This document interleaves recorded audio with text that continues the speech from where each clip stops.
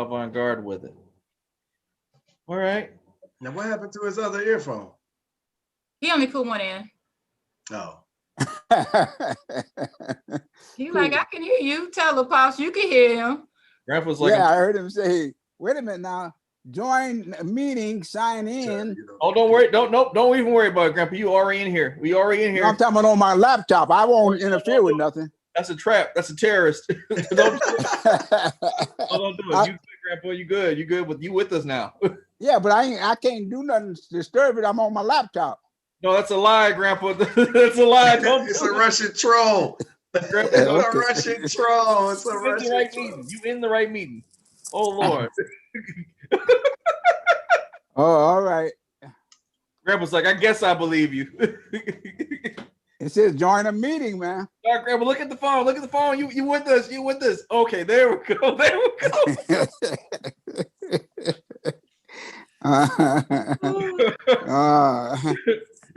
That looks pretty good over there, man. No.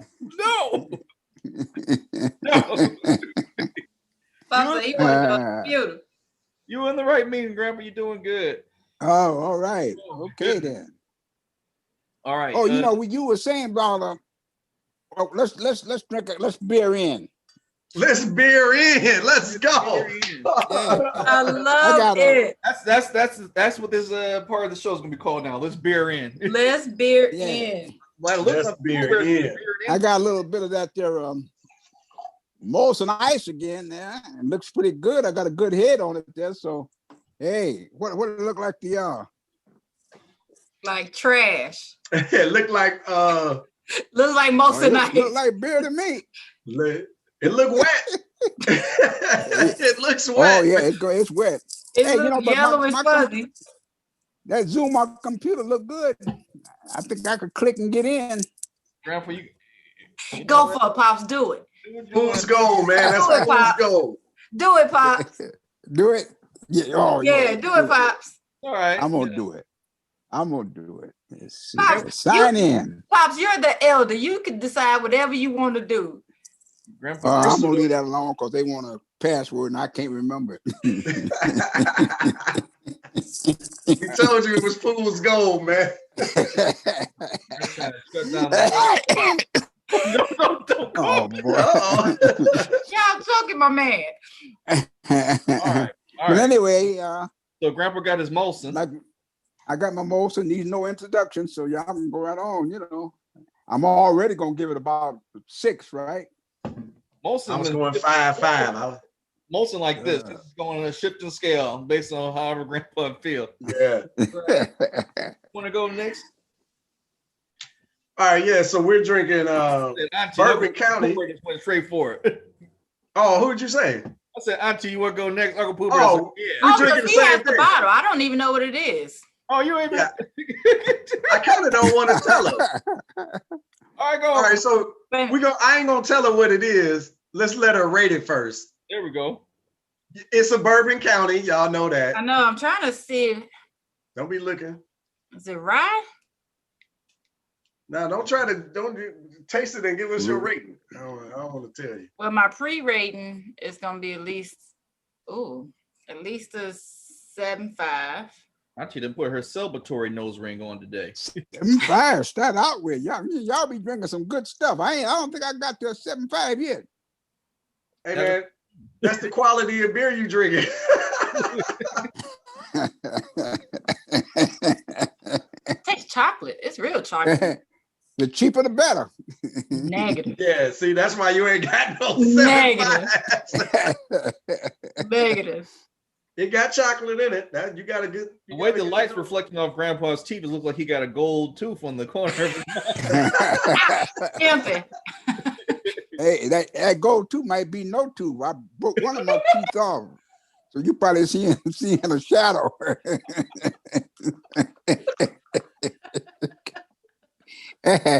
Yeah, man. I was eating something and looked in the plate there and there was a tooth in there. Oh, where this come from?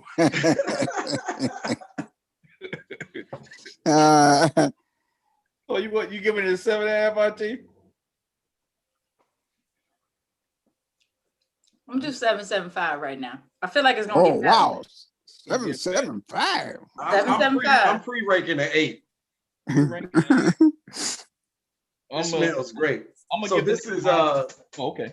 This is Bourbon County's Brand Mon Cherie Stout. Okay. So Good. bourbon I don't stout. taste the cherry that much anymore. That's why I like it now, because I didn't like it when it first came out. I told Josh, I said, man, I think she's not gonna like this one. She gonna mess around, pour it in my glass.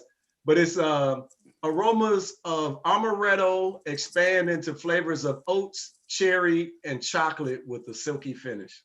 Because that's what, 2018? And that's a beer? 19. Yes, sir. Yeah. Yeah, this is I much told better you, now. yeah, you in the bottom of the barrel, man. Before I rate mine, I found some champagne again at the local liquor store, and I poured my mom a glass of it just to mess with her, like let's let her smell it. I didn't tell her what it was. She's like, "What is this?" I'm like, "Just try it, Mama." So she humored me, and she tasted it. And she was like, "This tastes familiar." And then I showed her the bottle, and she was like, "Champagne! I remember champagne." Yeah, I love it. I know she would. You showed her the bottle. Yeah, she was just that like, was the beer at the time. it was like I used to drink pink champagne all the time. I remember sparkling pink champagne. Man. I got the Odd Side Tiramisu Morningwood Stout. That actually sounds good. I don't eat tiramisu, but we had like a tiramisu from Fred, the one who did salt caramel. Who's that? Southern them people. Tier. Southern Southern Tier. Tier. And it was good. This smells good. It kind of smells like a boozy coffee. Like tiramisu. Okay. Boozy coffee.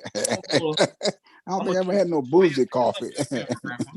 Pops, you have had boozy coffee. When I make your coffee up there and I put that rum chata in it, or I put that Bailey's in, when I make your coffee, I make you boozy coffee. Oh, that's good stuff. There we go. Okay, so all right. I take it back then. I have had some boozy coffee. Yes, sir. I'm gonna give this a rating of 5 in honor of Grandpa. 5? I was about to say what? You got to start in the middle, and if you go up or down, it depends. Hey, well, let's kick off the episode now that we done beered in with the big live. Hold up, this is going up. That's what I say. Josh, you got to give his rating. Holiday. Which one is he drinking? The tiramisu. The tiramisu stout. Outside got some good. That's what I said. I think that was gonna be good. Yeah, this is good. This is a solid 8. Y'all would like it. Jump from 5 to 8, Pops. Grandpa, you might actually like this. If I didn't tell you this was beer, you might enjoy it. Yeah. If I what's the name of it? Odd Side Tiramisu Morningwood Stout. Yeah, you have to tell him it's like a new brandy or something. If you just tell him it's alcohol. If I told him it was coffee with alcohol in it, he'd enjoy it. He'd love it. There we go. Oh, this is good. Right. I like this. Beard in. All right, let's get into these topics today. Of course, I want to celebrate my grandfather graduating from Harvard University. He worked hard. Show him your shirt. Oh, yeah. Let me show you my age. Oh, yeah. Oh, no, show it again. Show it again. There it is. Yeah. From Harvard University. Harvard alumni. Cheers. You worked hard for that. Cheers. Yes, sir, I did. Yes, sir. I was telling Sean, I was like, what I say? Yeah, the whole family's so proud, like we all graduated, but only you got the bill though. I will rock a Harvard shirt now, just to say my brother went there. I'm mad. I need the H. I want the H now. That's hot. Yeah. That's class. Believe it or not, my high school was Hamtramck High. Hamtramck. Right? And my color was maroon. Oh. I can kind of go from Hamtramck to Harvard. There you go. Nostalgia. Oh, wow. That's good. Yeah. But now that we didn't highlight the fact Grandpa is so successful and better than everybody. Yeah. Especially with his shirt on. What you gonna say, Grandpa? I'm sorry. Oh, I was gonna say we haven't named what we were gonna talk about, but before we do, I'd like to compliment I think the new Secretary of State, Tony Pelkin. That his name? I don't know. The one that Biden made a Secretary of State. Go for it. I don't know. But anyway, he did something I have never heard before. Oh, what did he today, do? And that was when he was talking about his stepfather. He said his stepfather had just came when the war was over. He had escaped from a concentration camp, and he was on the road and he saw a tank, but the tank didn't have no swastika on it. It had an American 5 stars, you know. And the 5 stars, so the tank stopped. He opened the hatch up, and guess what? A black soldier stuck his head out. But you've never heard this before, but I got this book called The Liberators, and it was in Bulgaria too, because right after the Battle of the Balls, they went back south to Bulgaria when the war was over. And he said a black soldier opened that hatch up, you know, but you never saw when they liberated these concentration camps, you never saw a black soldier at all, nowhere. But I got the book, and the 761st Tank Battalion was the one he was talking about when he said about his stepfather's, his stepfather, the one that saw this black soldier. So I just wanted to comment on that was a fact, you know, but you never heard about it until he mentioned it a while ago, you know. Yeah. Interesting. Well, we know they whitewash all of that, right? Yeah, I mean, you know, because you go back to Bunker Hill and Peter Salem, and you go back to the 15th Regiment out of Harlem in World War I, and you got the World War II, right? But they never show us accomplishing nothing. In fact, during World War I was reading about it. The 15th Regiment out of Harlem got more awards for the time they was on the line battle for 6 months. They even got a the Cross de Guerre of the French. But they weren't able to participate in the parade from the surrender. They refused to let the black soldiers march in the final parade. I said, but if you keep on going down through history, you take like Teddy Roosevelt, you know, and the Rough Riders, and the black soldier was the one that took the hill, San Juan Hill. But you never see that. You never see the 24th or 25th or the 9th or 10th Cavalry. You never see nobody, you know. I just had to mention that because I was happy to see this. I'm a Jewish boy who opened, you know, when they opened the tank and they saw he saw there were black soldiers in the tank. And I got this book about the Liberators to show that they were there in Bulgaria, the southern part, and I don't know, it was Dachau, one of the concentration camps they helped liberate, you know. Yeah. Let's use that to segue into the topic today, because now I kind of want to change it a little bit to, you know, we've seen a lot in the media about how black people did this and black people did that to, you know, get Biden to win the election. But, you know, I just saw a commercial actually an hour ago about Stacey Abrams and all the work that she did. And like I think Atlanta and all that, and how they propped her up. And propping up another black face to something. But it just seems like it is that, you know, once all this dies down in a few months, how much are we still going to settle as a community for being used as props for this machine? Or like Grandpa said, like, you know, that little Jewish boy was surprised to see black people fighting for the country or in a tank, even though there's many black people who fought in these wars. But like Grandpa said, and like Uncle Pooper pointed out, this whitewashing is like, you would never think black people fought in war. You know what I mean? And like Auntie and Grandpa are veterans. They, you know, they've seen some things, so maybe they can throw us some insight to, like, you know, to our United States Army and our military. Like, how do you feel like things have changed? Like, do you feel black people are getting more credit for the sacrifices we make for defense of our country, or not even just that, just like for, you know, are we perpetually used as props, or have things changed? Yeah. The former. Well, one thing is, this is a different time. At that time, the places I called, they were all black troops, you know. and black outfit. Now we're integrated outfits. So I don't know how, they go about, recognizing somebody for their valor or whatever they did. But back in the time, if you were in a black regiment, something you did something good, nobody would ever know you was there. Well, like how does it look, Grandpa? Now that it's kind of reversed, like you're seeing people in politics use black people as a look at what they've done to help our country, and then like once the voting and stuff is over, it's kind of like, all right, now y'all can go somewhere else. Like how like how you think about that? Like it's trying to switch itself as opposed to being. They put you out there to show that they have some diversity, and then once they used you up, they done hide you again until they need the next election. Well, this was like the one I mentioned about the Secretary of State. Now, this was a factual thing, and I've got the book. When say they were there at one of the concentration camps, and the Stars and Stripes, which is a paper for the armed forces. Mm-hmm. They passed them up. They didn't even mention their name that they were there. They took pictures of everybody but the ones that got there first. So you'd never know they were there at the concentration camp,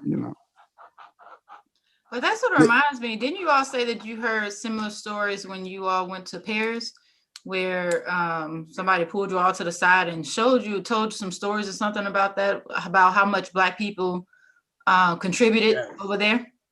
Yeah, Dad, you remember we was at the cemetery. Yeah.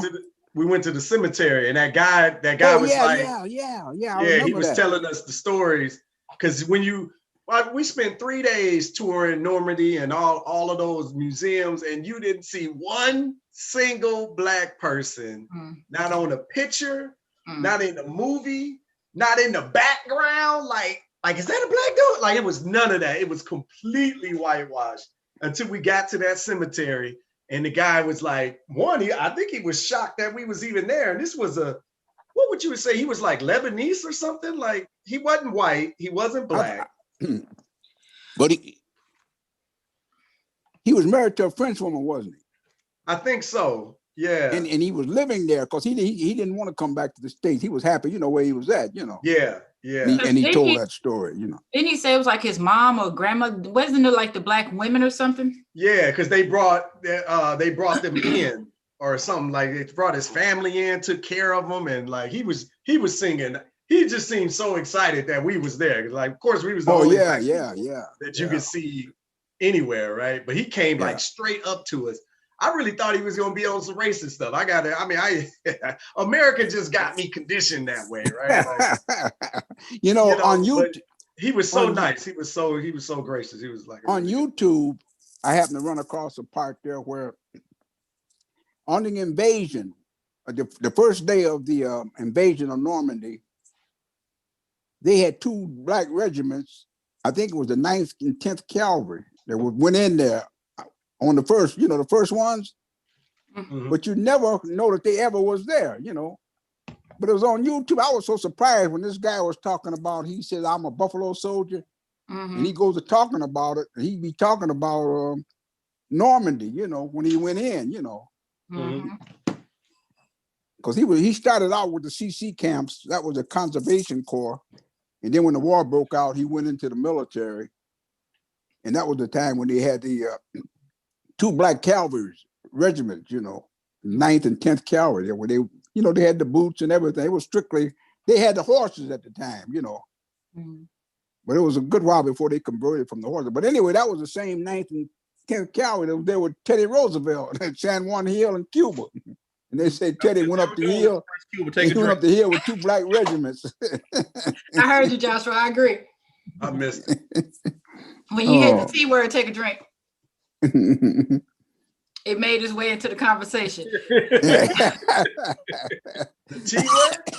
I said, excuse me. When Grandpa said Cuba, I was like, take a drink. Yeah. Oh, did I say Cuba? Oh yeah, I did say Cuba, didn't I? We knew it was coming.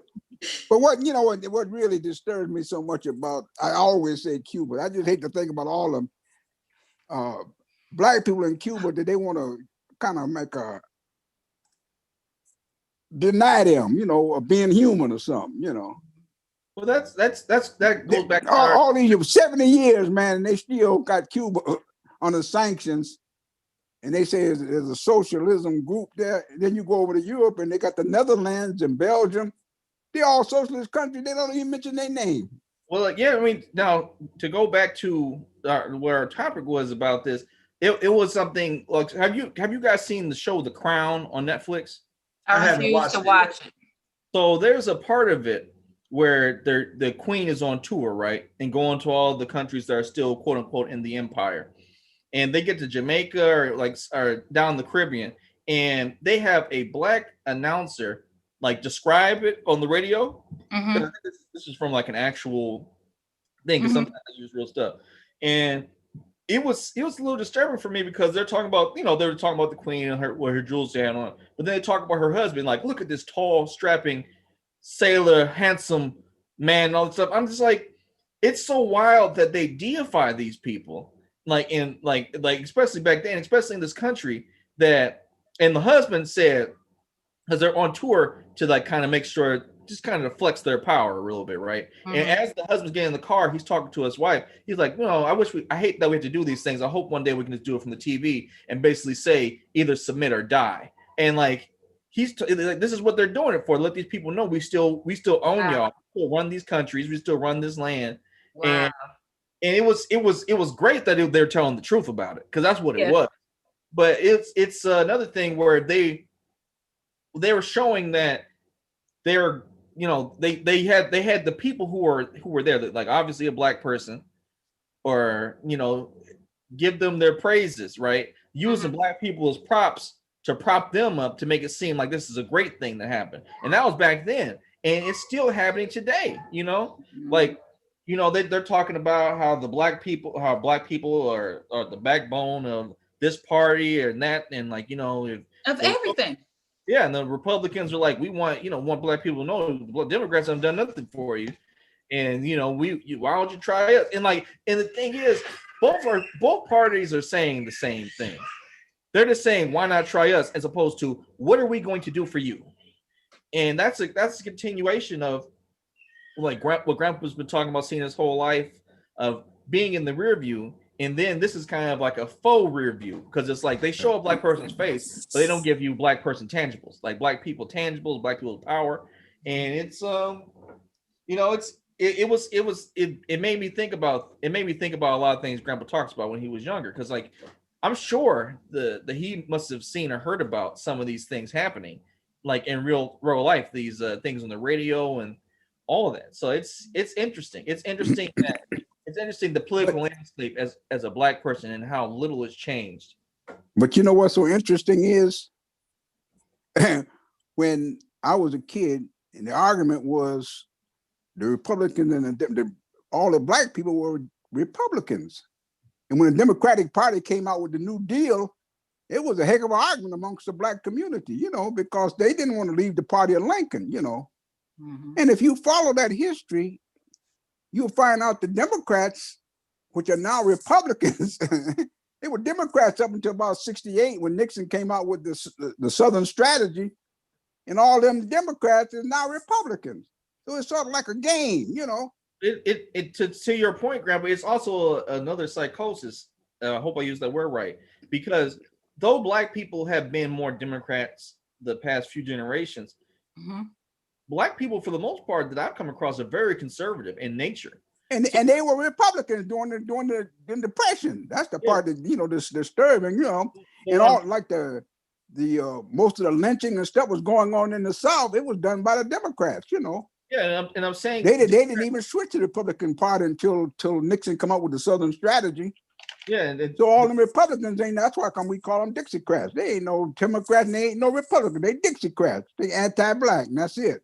What I'm saying is, Grandpa, is I feel like politicians have put black people in this weird limbo of pushing you. Hey, like you said, black people have a lot of, what I brought up, conservative values, but push them to vote Democrat. Though the Democrat Party is supposed to be the progressive party, which means you're supposed to be using resources. So people who have a conservative nature, it's like, oh yeah, be in our party, because we know you're not going to ask for nothing. because of your conservative values. So it just seems like to me that there needs to be further pushing of we need to be okay with asking things from our government and not worrying about what happens to everybody else, because no one's doing that for us. Just grab what you can and push for that. Uncle Pooh Bear says it all the time. What's your favorite word, Uncle Pooh Bear? Your favorite phrase? Which one? Shit. Huh? The one that applies to this. Yeah. Black nationalism. What you talking about? Oh yeah, basically. He's been saying black power for a minute now. Oh yeah. Black nationalism. Love, peace, and black power, right? But yeah, black nationalism. I mean, you got to get what you can out of the government. They don't give a shit about you. You got to stop acting like they do. And I'm not anti-Republican.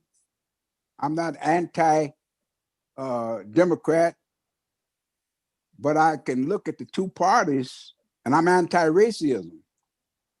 And if you look at the voting, 72 million people voted for Trump, and what, 80 million voted for Biden, right?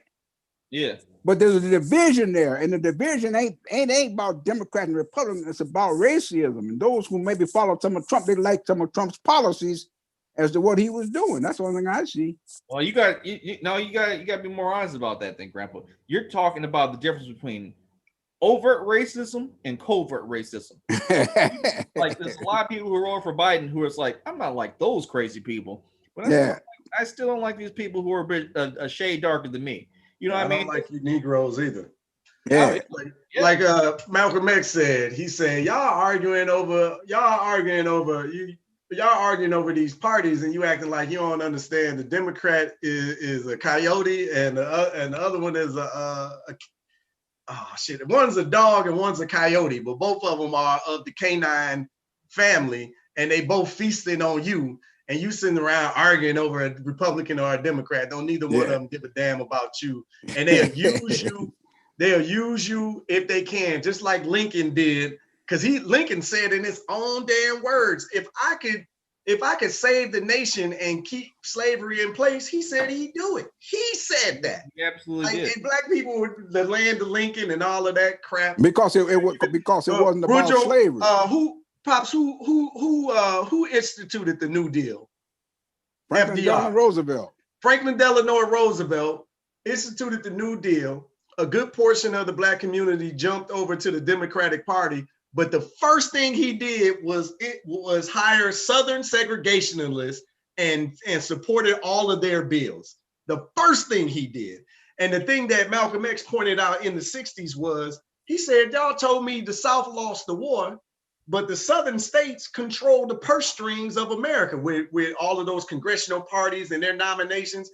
So the Southern states lost the war, but they control all of the money, the political offices that control the money. So how the hell they lose the war, but they control the money in the states, in the country? Like, he's like, it don't look like they lost to me. You can't tell me nothing. Either that or they both playing team ball, right? They playing team ball. They still playing team ball. They lost that free labor. Well, that's what the whole war was about. It was about free labor. Hold on, Grandpa. All saying, hey, y'all getting ahead of it, y'all getting rich, and y'all ain't paying nobody for nothing, So that was the difference. It wasn't about having slave. It was about free labor. That thing really didn't change, Grandpa, because until the 60s, like I like to bring up, the black laws were still out, so you can just subjugate a black person at any time through either peonism or apprenticesism or whatever you want to say it. That was legal until the 60s. You can just take somebody and make them do it. And let's not forget, when that ended, so I'm not saying this, and I'm saying this with respect to the fact that I don't think there's something wrong with immigrants, but when black people started to get more and more rights in the 60s, they opened up the borders and they got a new labor class, because when immigrants come in, they knew they can pay them anything. And when that labor class gets up in their finances and come together as a community, then they allow a new labor class to come in. It has been happening. It's a reason why perpetually, like once black people get more and more things, they're so open to having open borders, because it's like, you know what, we need to get a new cheap labor class because these niggas want more and more shit. It's think about it. I was talking about, I think the book The Color of Law, how everybody was either black or white until the 80s. So then once they open up the borders again, everybody has their own nationality, right? And it's like we got then the term people of color became popular, which took power away from the rights and things that black people were trying to get and allowed it so that these new classifications of people could come in, though they didn't have the power of a white person, they were able to step on and get certain programs that were supposed to be designed to uplift black people. That's to this day. And now more and more people are starting to come awake to that fact. So think about this. So you as an immigrant can come in, Grandpa. You come in, you don't have to pay taxes for a certain number of time. You're more able to get government programs that pay you and subsidize your living to be here. And depending on where you're coming from and the purpose, you get free education. Now you got black people who have been here for several generations who don't have that. So there's a reason why it's this DACA and all this stuff about having immigrants come in and mind you, if you're coming over here to better your life, I have no problem with it. But let's also talk about people who aren't registered as immigrants. You're not paying taxes here. You're not paying tax, but you're still getting benefits. You know, this is why I was talking about. That's a big thing on immigration now, because people are saying they want protection for immigrants, but a lot of these loopholes aren't being done. I wish we had a legal person come here to make sure I'm saying it's 100%. And please look this up for yourselves, people, because I am not a lawyer, but it seems to me that if you're lobbying for protection for immigrants, whether they're legal or not, but the illegal ones aren't paying taxes, but they're still getting the benefits. Why are black people having such a hard time getting anything from the government? Because you got people who aren't even paying you to be here, but we're over here been paying you for hundreds of years, and yet we've been taught and told not to ask for nothing from our people. You remember when we was talking last week about reparations? Mm-hmm. And I was saying I wanted some land, and they said, well, the land ain't valuable, but the land is. I'm going to get back to the point that I think it was in the 20s, they brought 15 million people over here as immigrants, and they gave them free land. So if you go out there in the West, and you got these cattle ranches and stuff, and you go to, Was Europeans? They brought white people over. Yeah, they brought 15 million. They were trying to white people. 15 million. Yeah, right, from Europe. Yeah. You gotta say that though. And they gave them free land. Right. Or anybody that wanted to pioneer some land or put a stake on some land, they got it for free. Anybody. So all these cattle ranches and things, they got all this land out west. They talking about they parents and things, it was handed down. No, that land was given to them when they came over here. And we was here and we didn't get none of the land. So this stuff about, pulling yourself up by your bootstrap and all. Man, you ain't got no boots. But you're seeing what I'm saying. There's a lot of legal protections to start a new labor class. And a lot of them protections to get in here and get settled. But you still haven't healed the wounds or protected the labor class you originally brought here. And now you're condemning them.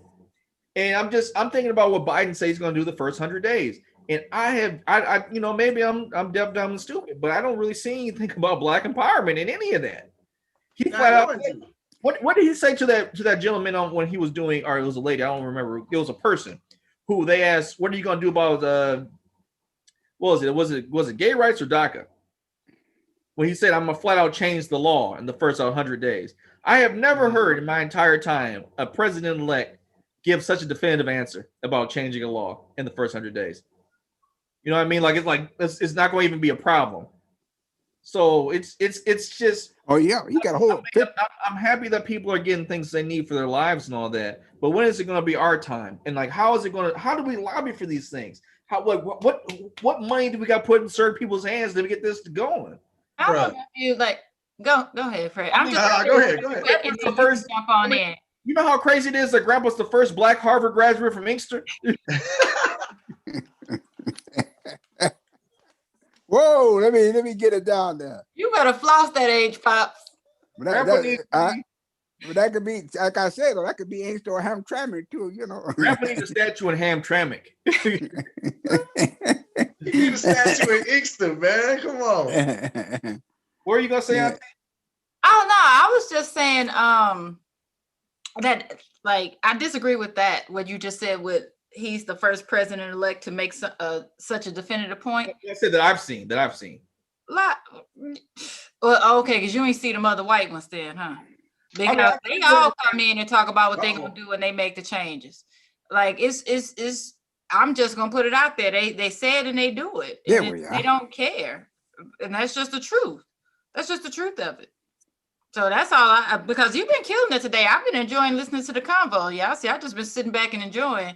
But that right there, I disagree with. Now, actually, I was looking for when we first started, when I saw that we were going to talk about Biden and his selections and what's going on. I've been looking for this post because I want to read it.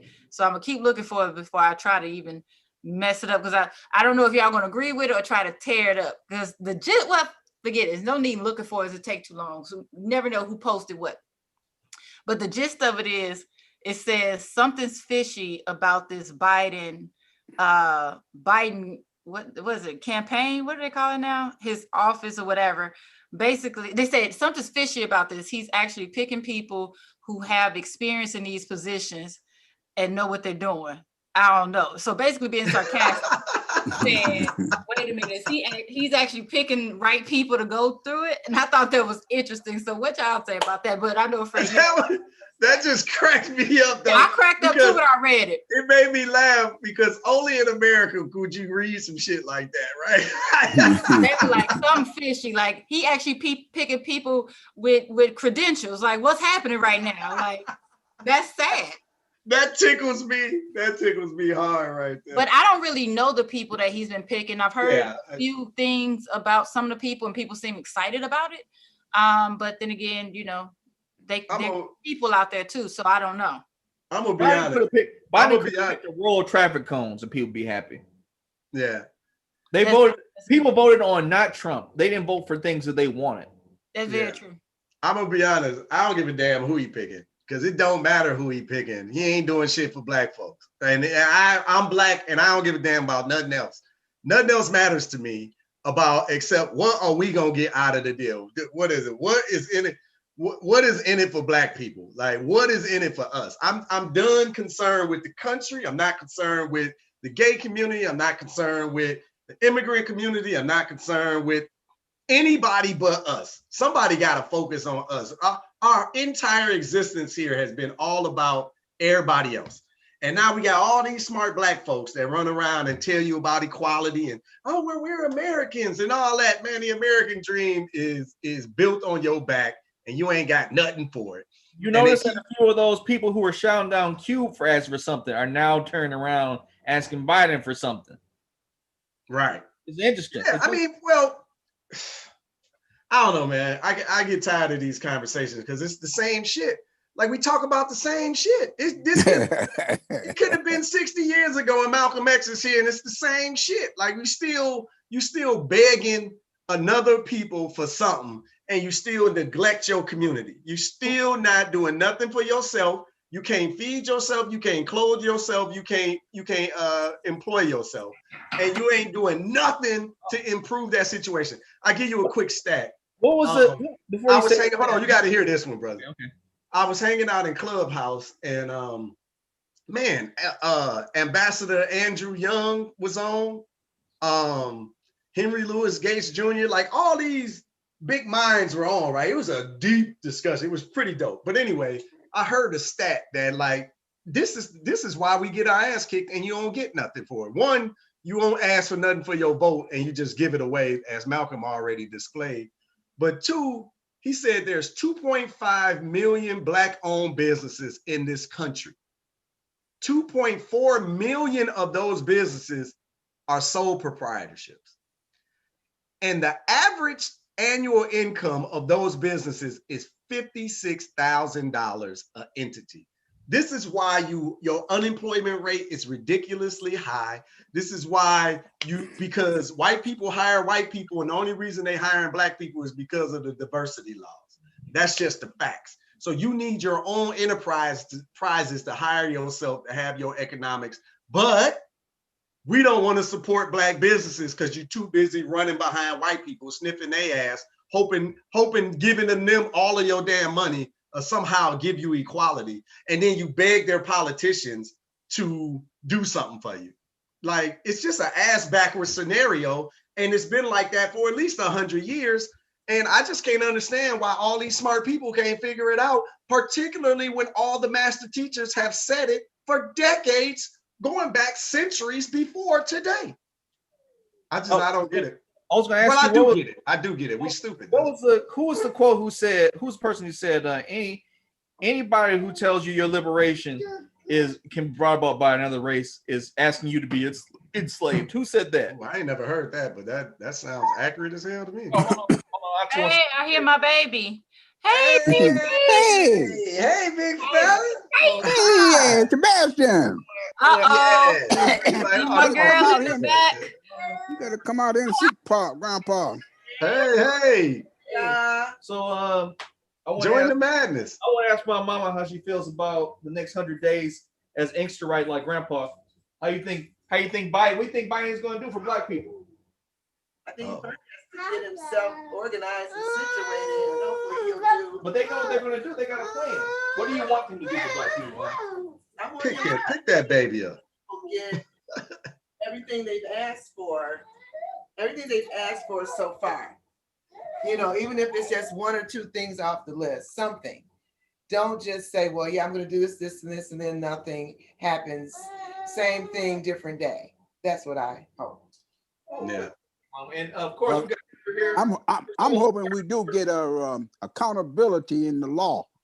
That's all I want. Because we're talking about supporting Black businesses real quick, because we got to do that for the show. Amber got some stuff real quick. Well, since we're talking Black-owned businesses, y'all. Hi, how are you? Happy holidays. Mm-hmm. So I don't know if Sean has mentioned it, but this year I was laid off in a result of COVID. So rather than go back to a regular job, I started a business. Congratulations. Carrie, thank you so much. Yes. It's been a journey to get started, but since I'm here, I thought I'd tell you. Chicks with Potions, we do personal care items. This is our best-selling item right now. I call it Honey Butter. It's for your body and your hair, so you can use it on everything. All organic, all natural, plant-based ingredients to nourish healthy hair and skin.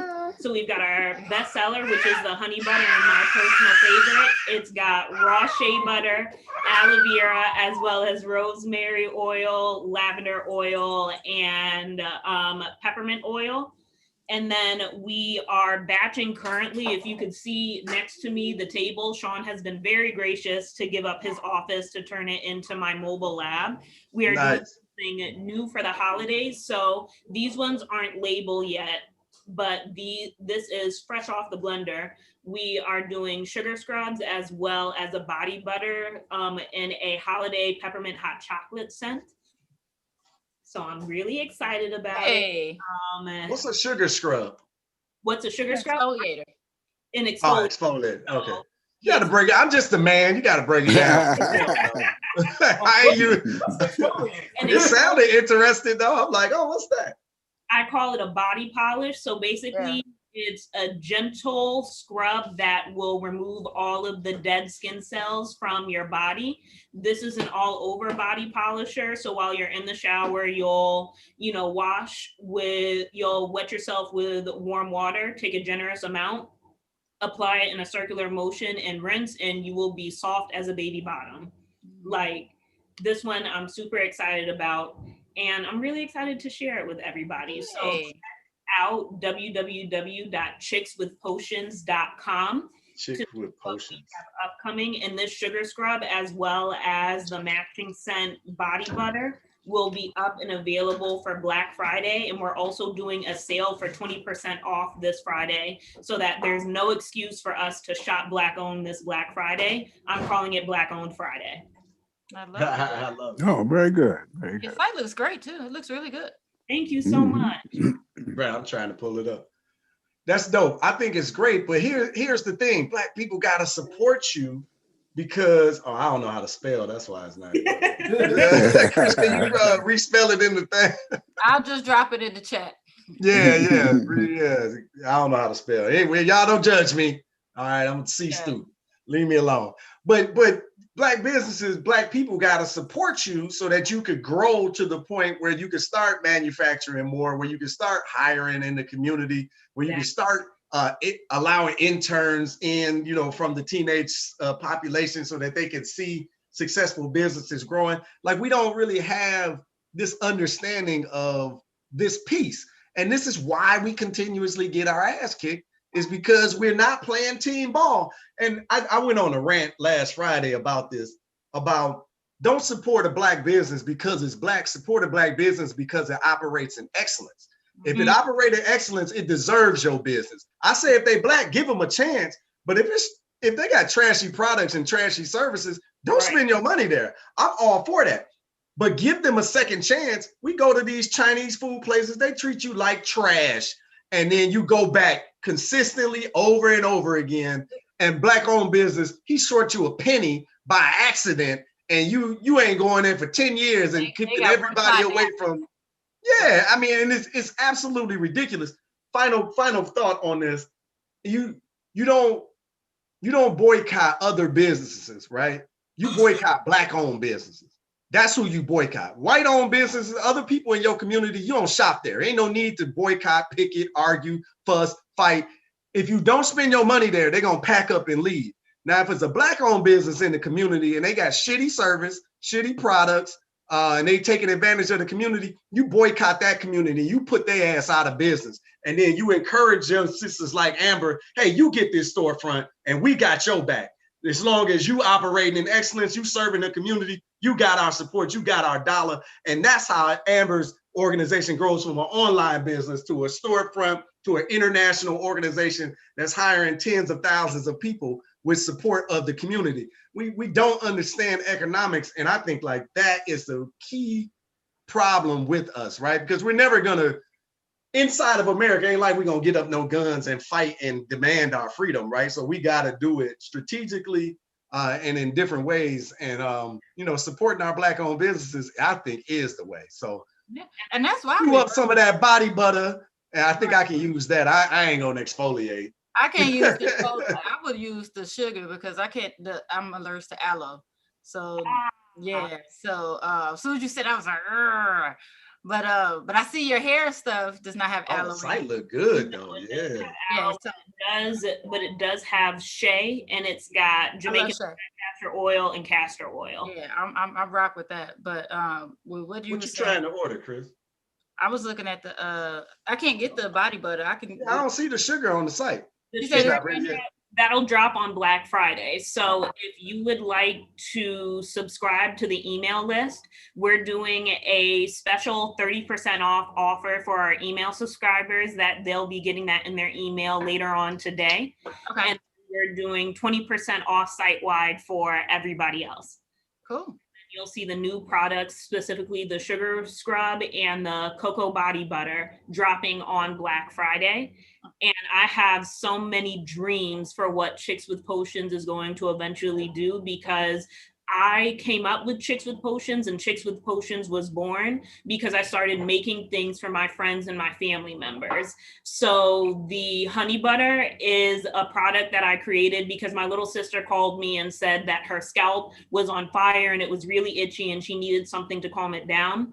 So I made honey butter for her. The growth elixir is one that I made for myself because my edges broke off after a perm, and I was dealing with really bad dandruff. So I made the growth elixir. And with the body butter, it was accident, the body butter, because I had made, it was a test batch for honey butter without shea butter because my mom was allergic. I thought it was a bad batch. I came home, and before I could throw the bad batch out, my mom said, oh, this jar has my name on it. Is this for me? Can I try it? And I said, oh, it's not going to quite work right. It was supposed to be a curling cream for your hair. And she put it on her hands and she was like, wow, like I'm super moisturized. Can I have this? This is mine. You can't throw this away. And she ended up being able to use it for a body butter. And so now I'm able to use it that way. So when I hear people going through the website and they say, oh, I'm allergic to aloe, I can't use the body butters, now I got to figure out how to make a body butter that still has that creamy consistency, but without the aloe, so that people who are allergic to it can still use the butter. I have a friend who she's allergic to cocoa butter and shea butter. So now I'm trying to figure out what other butters that I can use that she's not allergic to, so that she can still use the body butter. Oh, that was. You know, I think that's really dope that, you know, you're solving these problems, but it's going to create so many niches for you. Yeah. That these people are going to be like, oh no, oh girl, you gotta, you know, because that's the stuff that really go viral, that gets spun around, is that small little niche that you're serving. That's dope. Exactly. And then on top of that, Chicks with Potions is just part one of this multi-tiered plan. I have this dream where Chicks with Potions is going to be the flagship brand in a brand new type of beauty supply store that's an all-natural plant-based beauty supply store just for us, by us. You better come on. Excuse me? I said, you better come on with that vision. Well, she's ready. Like I spend, you know, I like hair. It's been my passion, something that I dabble in for a really long time. And I spend a lot of time in beauty supply stores. And it's great when I'm looking for, you know, a cream of nature product or a Cantu product. But when I want to do my own DIY projects, which I've really been getting into a lot lately, I have to go to a botanical store here, an all natural grocery store there, a different shop here. And I want a beauty supply store where I can get it all in one place, and where we can have classes where we learn how to mix our own tonics and potions for our hair, because I am not the only Black woman and Black man who's out here mixing their own stuff for their hair. So Chicks with Potions is just the beginning. My hope and my desire and my plan is, as we get bigger and as we continue to service the needs of people within our community, to create this brand new beauty supply store experience that's Black owned, created with us in mind, to hire people within the community, and then eventually franchise with people within the community, and turn something so much bigger. That's dope. That's dope. I bet you won't. Hurry up. Right. That's what I'm like, you better come on to claim this stuff. Come on. Yeah, the community needs you. And I mean, for products, for the environment, they need you. But then we also need you to be successful at it too. Like, so don't play with it, right? Don't just open up one store and make your little money. Like, you need to go on and get that whole international chain going. They need you throughout Africa too, and South America. So don't go on and get crazy with it. Dream big, right? Grandpa, what you think about all this? I love it. Yeah. Well, we got the Harvard grad here, so you know he might want to give you some. He might give you some business tips. You ready? So no, I love your conversation there. It reminds me of one of the commercials about the body wash. You know, you did say you had some body wash for ashy skin. Body wash, not yet. We've got not the body. Well, you got something in that. The body butter. The butter. Yeah. Okay. I mean, that's for the dry skin, right? Mm-hmm. Yeah. Okay. I'm listening. I'm kind of hard of hearing, but I got a little critique on the site. Not a critique. I think it's beautiful. But when I put my name and email address and I click submit, I can't tell if it went through. Like, it didn't give me like a confirmation page. Small though. Mm-hmm. Say it again, Chris. It says thanks for submitting, but it's just a little small to the right after you submit. So it'd be cool though if it went to a confirmation page. Okay. Or something and say, hey, we got your information or something like that, or even just a pop-up or something. Okay. Yeah, we could talk internet marketing offline, because like if you went to a confirmation page, then you could actually sell me something specific on that page. Yeah. So it's like, hey, you signed up, thank you. Make sure you check your email, this and that. But hey, in the next 5 minutes, if you go ahead and grab this, I'm gonna give you 40% off or whatever, or here's a test product that we were thinking of. You know what I mean? It's an opportunity to sell. That's all. And I'll say this too, niece, I haven't gotten a confirmation email yet. Okay, I'll double check to make sure that automatically set up.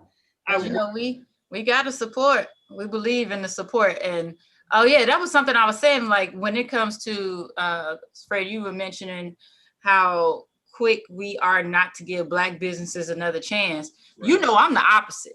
Black businesses, I'll come back and forth. Like, let me try it again. But honestly, because there's a particular business in play that you know who I'm thinking about, that I boycotted for years because I thought their business practice was shady. They fell through on what they were supposed to do for us. You remember that? You like their let's just say we could actually do this show from their spot. Okay. Yeah. But you remember, I wouldn't go to them for years. So I can say it without saying who it is. We have a beer group. So we were having a beer event. There was this certain brewery that we patronized frequently, often, had events there. And when we were having an off-site event, we asked them, and they said, yeah, we'll be there. We'll bring some kegs with this and that. Great. They never showed, never came, never replied, nothing. Never heard back from them. Oh, wow. Nothing. And I was like, I'm not going back to them, because as much business as we've given them, as much business as we brought them, and just be professional. Just say, hey, we're sorry, this fell through, or we can't make it. We double booked something. The fact that there was never anything, I'm not gonna lie, if it was a Black business, I would have given them another chance. But this sounds so racist, but it's just the truth. I think for me, it was like, racist. No. But to me, it felt like it was like this weird balance in the universe for me to do to them what too many people do to Black businesses. Does that make sense? Where, and it's been, I know, that's what I say, I know it sounds weird, but that's my logic of it. I was like, so many people, if that was a Black business, they would just walk away from it. So why wouldn't I hold them to the same standards that I hold any other business to? So, and it's been years now, and I think I've gone back, like, Fred will have me like, let's go there. I have not been back by myself since that event. And that was probably shrimp taco was fire, fam. Like, that was probably what, 4 or 5 years ago? That was about 5 years ago. And I would say since then, I think I've been twice. And that's only because now the baby boy knows about their tacos and he wants them. So I can't say no to that. Yeah. But I don't rock with them. And honestly, if they were Black, they would have had a second chance. And that sounds so bogus, but it's just the truth. That's my truth. It's my truth. I get it. Definitely. I rock with Black businesses. So what I do with Black businesses instead, if something ain't right, I'll pull you to the side like, hey sis, I got my body butter, but the label was falling off. You might want to fix that next time. You know what I'm saying? And I'm gonna order back in the next couple months or two and see how it's looking. You know what I'm saying? That's dope, because don't get all loud, in the spot, trying to embarrass them. On social media, like, I tried this business, but the labels was falling off. No, just gonna inbox you and be like, hey, maybe this is what we need to do. How have you considered this? And then go from there. Yeah. So, hey, Pops, quick question. So with your baby boy being the serial entrepreneur that he is, and like I've always considered you to be a forward thinker too. Had you ever considered running your own business? Running my own business? Yes, sir. A record store. No, I guess I'm lazy. You a lot of things. Lazy ain't one of them. That's the only excuse. You a lot of things. Lazy ain't one of them. Lazy, Pops. You are not lazy. Ain't nobody buying that. No. I don't know. If I ain't lazy, I'm where the lazy folks at. You remember you was telling me that you wanted to open a record store one day. Like we was having that. I don't know how it came about. A record store? Yeah, I feel like that. Did I make that up? Like that, I made it up in my childhood. Yeah, but hey, records been going out of business, man. What record you talking about? Yeah, I mean, you said way back, Oh no, back in the day. Now, my sister used to work at record stores. That was when, you had the little 78 RPMs before the 45s came out. And it was big then. $1 record.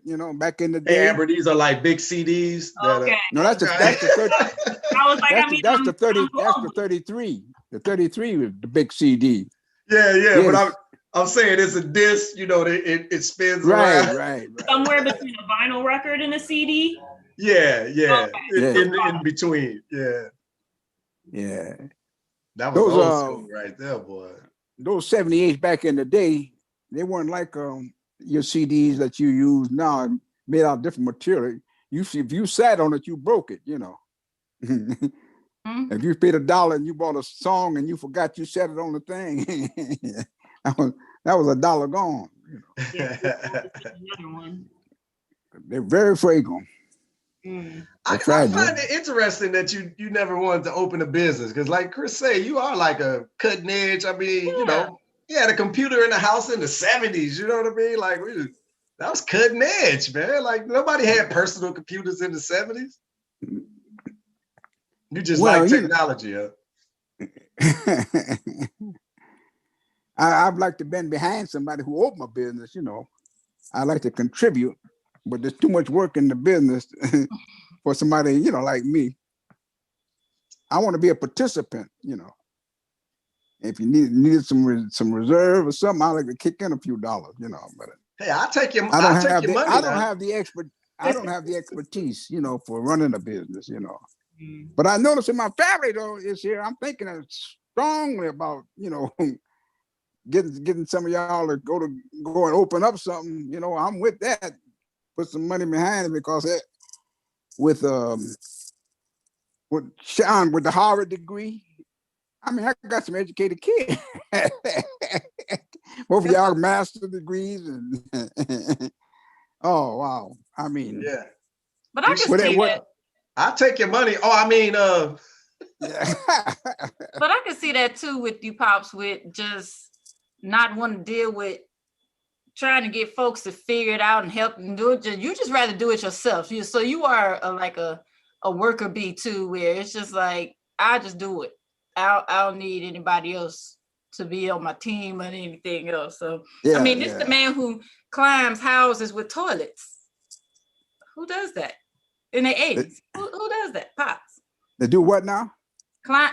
Fixing toilets and trying to climb houses and get on roofs and stuff and jumping off balconies and all types of stuff. And they right. I forgot about the balcony jump. Oh yeah. Like Pops, you are, yeah. Hey, like act your age, man. Go sit down. Seriously. No, you sit down, man. Y'all help with the doggone toilet. I'm like, go lift that toilet. If you sit down, it's all. At my age, if you sit down, it's all over. Man, you got to keep moving. I know if I be sitting down for an hour or two, can't hardly get up, you know. Mm-hmm. So you're making your business 10 minutes and get up and walk around or do something. Yeah. Because the age don't allow you to sit down and do nothing. Yeah. I love it. I love it. I love it. Yeah. I hope I'm around to experience the adjustment, let's say. Right. Yeah, well, just keep on moving. You will. Just keep on moving. That's the goal. Yeah. That is the goal. That's somebody was like, they was asking me like, man, how do you work out so much? And I was like, I just always remember my dad working out. Like some of my earliest memories is you coming in the house super sweaty from, you know, walking the Belle Isle or whatever you was doing, you know, running. I don't know. Let me tell you was running marathons, right? But yeah, I never could make that round trip. You had to call mama. 21 miles. 21 miles from here, and I made it to there and halfway back. Then I had to get Sean to come get me. Call Sean and call mama, come get me. I couldn't even walk up the steps to get a drink of water. But I haven't given up on that yet. I'm still intending, man, to make that round trip. That's what it be 21, about 42 miles. And that sounds kind of weird. I don't want to drive down there. That's a lot of walking. It is.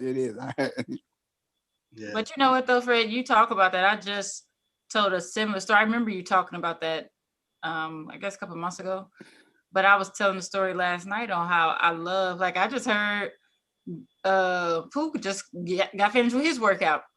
You know, he just came out the basement from his workout. And I love that our children see how much fitness is part of our lives. Now, do we drink beer and like to eat? Absolutely. But at the same time, because they see us so active and using our bodies that even though I tried to push on them a couple of years ago, they weren't ready for it yet. Now they're starting to see it and they understand it. Like to hear the big ones say, oh yeah, I just get down and do some push-ups and sit-ups every day. And I'm like, really? Like, I didn't even know that. I didn't have to encourage you to do it, but they see, because I'm just gonna be real. When I was growing up, I thought 40 was old and dang on near in the doggone grave. It was. That's how it was. But I know that our children, when they look at us and see us at 43, 44, they are proud. That I know. So I think that it makes them look at health and fitness different. So I'm like, whatever it takes, whatever it First takes. of all, Amber was like 40 something years old. So but you know what? Amber was like, oh my gosh, one day I'm going to be 40. Oh my God. Let's talk about how when I was a young man, I'm just like, oh if my you made God, it to 50, my 20s, that's wild. Oh my goodness. if you made it to 50 back then, you know, you had one foot in the grave. Mm-hmm. But if you look and see now, even in some of the undeveloped countries, 41 is life expectancy. So you can see, you know, how we progress. Okay. But some of the countries didn't never reach our height, you know, as far as, you know. Life expectancy. Yeah, and that's very true. That's very true. It does depend on your environment, what you have available to you, your lifestyle and stuff like that. The medical system. Because I complain about it, but it ain't like it's bad. It ain't bad. Yeah. It's just expensive, right? Ooh. Talk about it. I remember when my parents and all of their friends and my aunts and uncles, when everybody turned 40, they would hold mock funerals. And they would have wheelchairs, and whoever birthday it was, they had to stay in the wheelchair the whole party, on carpet in the house, on shag carpet in the house. They still made them roll around in their doggone wheelchair. And I just remember the whole house being covered in black, like it was just a horrible thing. And it's just, when I think about how I feel at almost 44, bring it on. Come on, 45. Come on, 50. Because I don't plan on stopping. I feel great.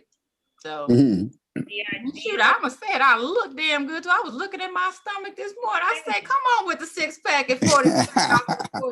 Hey, I just bought me about to get rid of treadmill.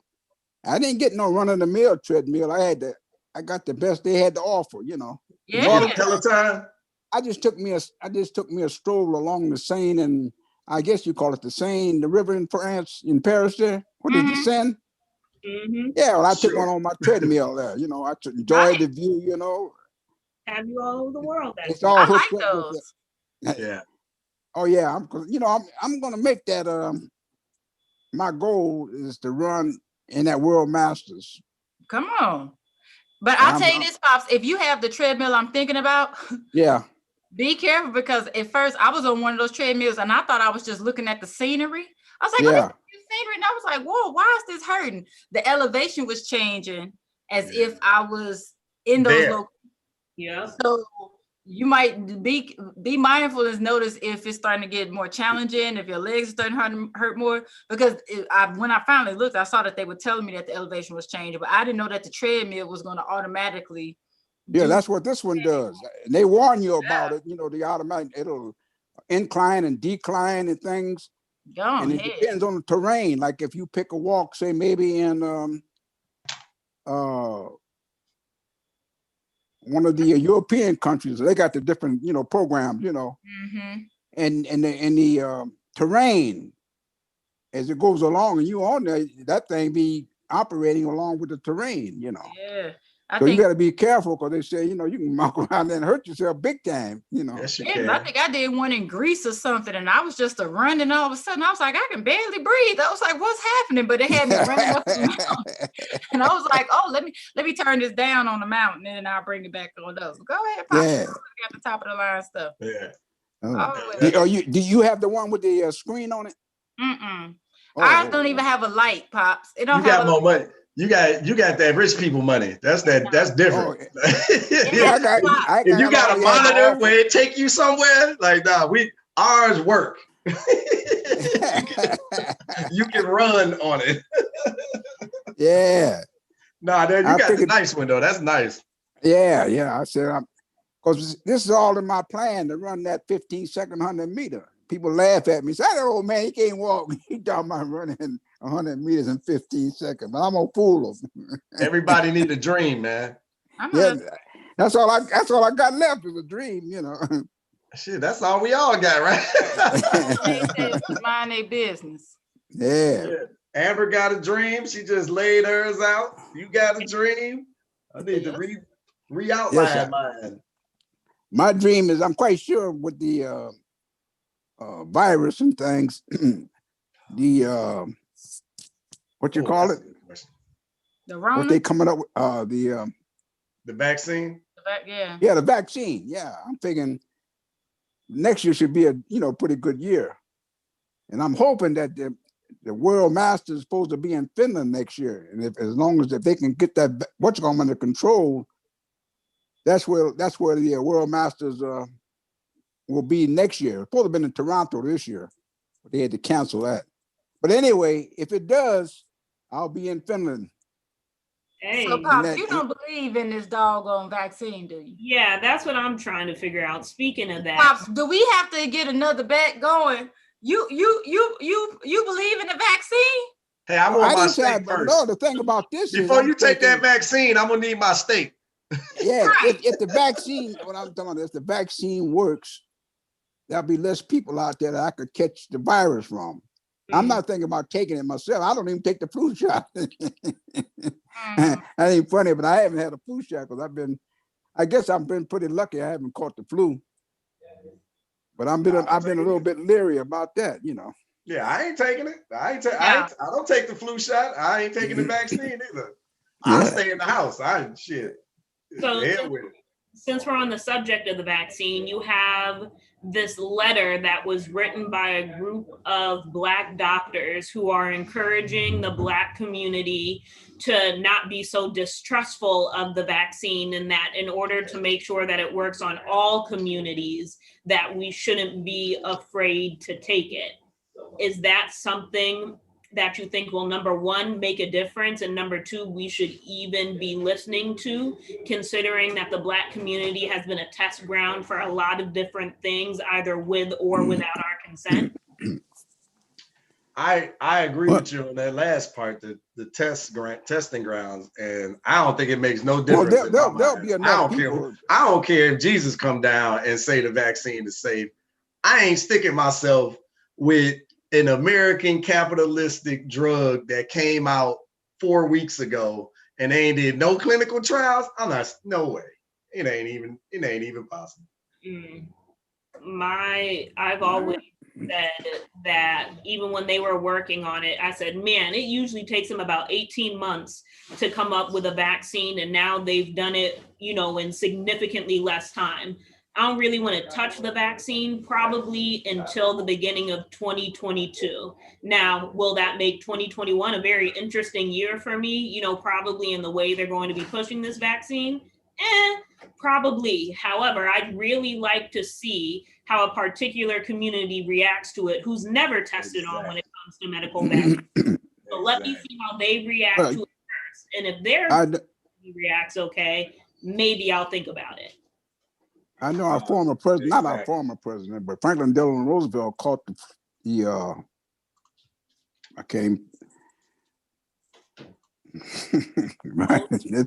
bad. But anyway.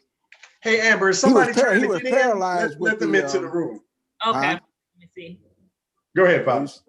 No, I was just talking about Franklin Delano Roosevelt and the I pass up. But anyway, it was from 1920 something till 1956 before they got he left. a vaccine for the polio vaccine. Yeah, I was about to say it's polio, Pops. I was trying to think and I couldn't think of it. Switch out. Yeah, things don't stay in my head. What shirt she has on? Good Lord. What's that? Ashley's wearing a state shirt. My husband threw away all my GW stuff because he said the colors were too close to that school I'm not allowed to mention. Oh, wow. I no longer have anything that's buff and blue. Okay. So, Pops, you were talking about FDR having polio. Yeah, he had polio, right. When he became president, he was paralyzed then. And we got the vaccine, I think it was about 1956. And then they start putting it in, they put it in sugar cubes, so you didn't have to take an injection anymore, you know. And you just take a sugar cube, and it was pretty successful. But that was over a period of what, 20, 30 years? That's what I said. Ashley, Amber talking about she'll be possibly considering the vaccine in 2022. I'm thinking about that vaccine 2020 never. There is no way in hell I'm taking that vaccine, because I'm with you, Pops. I don't even do the flu shot. No. And I'm glad my children are out of school, so they're no longer forced to take vaccines just to be able to enroll and graduate and all that stuff, because none of that stuff is good or right. I don't want none of that crap no more. None of it. I hope it works, but I hope everybody else take it. Then I ain't got to take it, because then it's gone. So yeah, I'm hoping for herd immunity from other people bearing the brunt of that, because does no one remember the whole premise of I Am Legend? How did everybody turn into a zombie? Because of a rushed cancer vaccination. Like, not to that, like, don't get me wrong. I think that there's a time and a place for it all, but this ain't the one that I'm going for. No. Like my girlfriend posted the other day, she was like, they haven't been able to find a cure for cancer yet, but they got a dang old vaccine this quick. Come on, stop playing. Look, literally, I posted before we got on the show, I said, shout out to all you guinea pigs willing to grow an extra arm taking the vaccine. May the odds forever be in your favor. But they were, I remember, maybe it was the Ivory Coast is where they were originally setting up places to manufacture and test the vaccine. And the local folks were like, nah, burned it all down. And I was like, you know what? I feel like they know something. Maybe I don't know. I'm going to go ahead. I agree. They're like, y'all not about to make us guinea pigs. Yeah. No. That out somewhere. I'm back, y'all. I had to handle some business. But, I'm glad everybody had a great day. You came in to close, shut it down real quick, do your closing segment. But we might want to shut it. This is a long episode. But let's I don't know. Let's give our final thoughts. Grant, why don't you go first? You're our auntie. I'm a lady. Ladies first. Shoot, we've talked about so many different things. I don't even know what to give a closing thought on. Okay, my closing thought. Congratulations to Pops for being the first Inkster resident to graduate from Harvard today. Here we go. Yes. That's my closing thought. What's your Uncle Pooh Bear?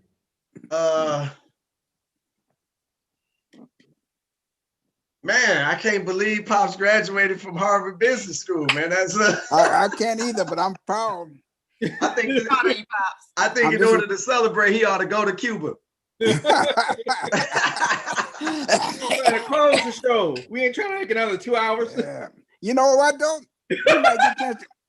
We might get a chance to go to Cuba again with Biden in there. Yeah. Trump the one stopped the trip to Cuba. Yeah, Biden's gonna open it back up.